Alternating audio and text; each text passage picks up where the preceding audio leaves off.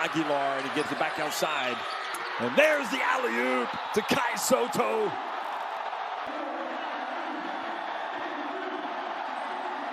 And just a terrific pass. Alley-oop. I mean, you throw anyone.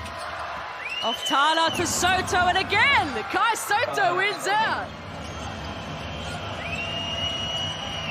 Goes on his own, met by Chavas. Soto goes in. Magandang araw mga Karim! Welcome back sa ating channel. Ngayong araw tatalakayin natin ang isang napaka-exciting na topic. Paano kung kuhanin ng OKC Thunder si Kai Soto? Ano kaya ang kanyang impact? Isa sa mga pinakamainit na pangalan ngayon sa basketball. At hindi lang dito sa Pilipinas kundi pati na rin sa buong mundo ng basketball. Ano nga ba ang magiging epekto ng Filipino Giants sa Oklahoma City Thunder? Kung nais mong malaman, manatili lang kayo at tunghayan ang ating discussion.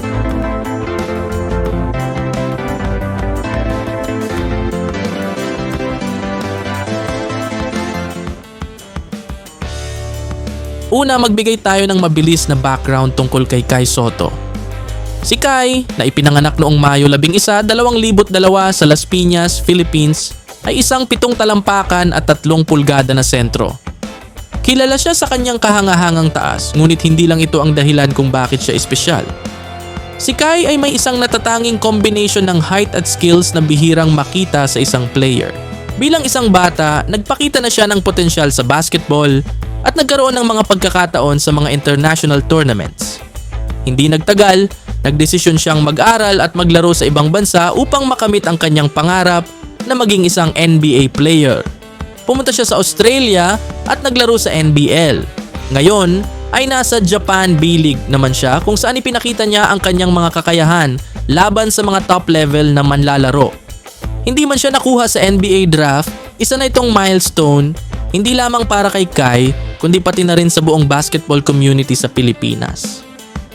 Ngayon, pag-usapan natin ang maaring impact kung sakaling kuhanin si Kai ng Oklahoma City Thunder. Isang team na may bagong pagkakakilanlan at puno ng potensyal.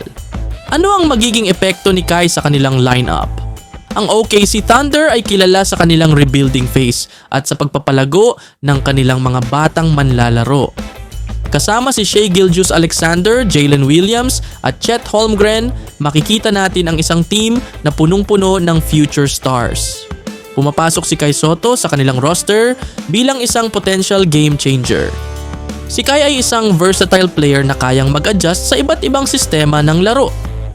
Ang kanyang ability na makipag-ugnayan sa mga guards at forwards sa fast breaks ay nagbibigay ng isang bagong dimension sa laro ng OKC. Bilang isang shot blocker at rebounder, makakakita tayo ng maraming plays kung saan magiging crucial siya sa defense ng Thunder.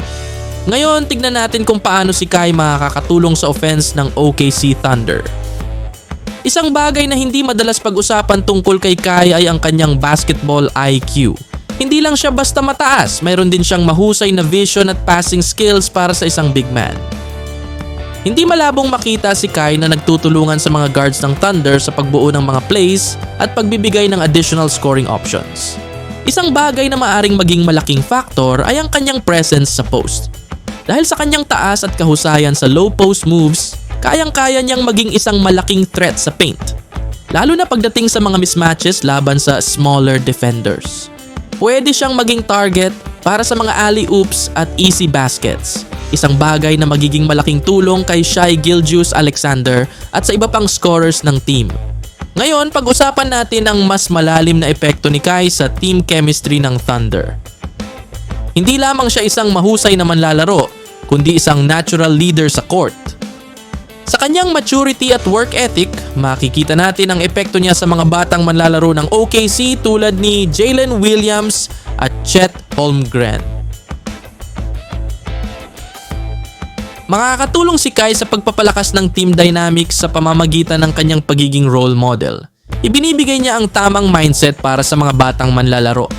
Huwag din nating kalimutan ang global appeal ni Kai. Ang kanyang presence sa OKC Thunder ay magbibigay ng bagong exposure sa team, hindi lamang sa Estados Unidos kundi pati na rin sa international market, lalo na sa mga Filipino fans na sumusubaybay sa NBA. Tulad ng anumang player, si Kai Sotto ay makakaranas ng mga hamon sa kanyang paglipat sa NBA, lalo na sa isang rebuilding team tulad ng OKC. Una sa lahat, kailangan niyang patunayan ang kanyang kakayahan laban sa mga elite na manlalaro sa liga. Magiging mahirap ang transition mula sa Japan B-League patungong NBA. Ngunit si Kai ay may malakas na foundation at malalim na determinasyon. Isa pang challenge ay kung paano siya mag-a-adjust sa NBA style ng laro. Mas mabilis at mas physical ang laro sa NBA kumpara sa mga liga na kanyang pinagmulan. Kaya't kinakailangan ni Kai na maging mas agile at adaptable. Ngunit kung magtatagumpay siya, malaki ang potensyal na magiging star siya sa liga.